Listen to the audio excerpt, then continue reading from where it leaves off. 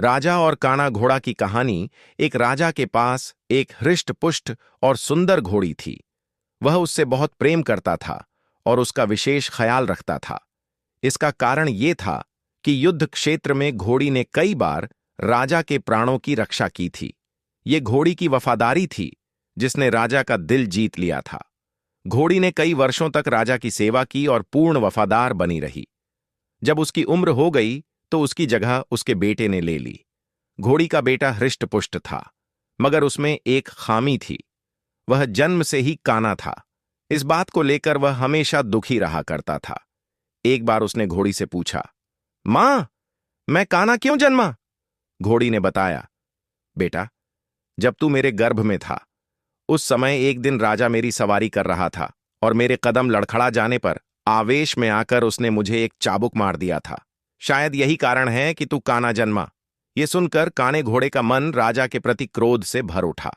वह बोला, मां, राजा ने मुझे जीवन भर का दुख दिया है, मैं उससे इसका प्रतिशोध लूंगा। घोड़ी ने समझाया, नहीं बेटा, राजा हमारा पालक है, उसके प्रति प्रतिशोध की भावना अपने हृदय में मत ला।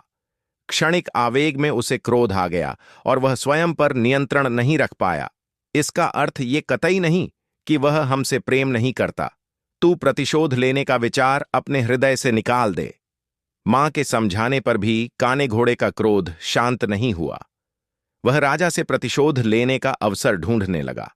बहुत जल्द उसे यह अवसर मिल भी गया। राजा युद्ध के मैदान में काने घोड़े पर सवार था। उसके और उसके पड़ोसी राज्य के राजा के बीच घमासान युद्ध छिड़ा हुआ था। तलवारबाजी करते करते अचानक राजा घोड़े से नीचे गिर पड़ा। मौत उसके करीब थी।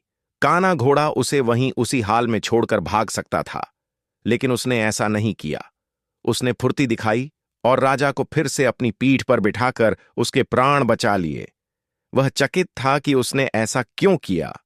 जिस व्यक्ति ने उसे काना बनाया उसने उसके प्रति वफादारी क्यों दिखाई?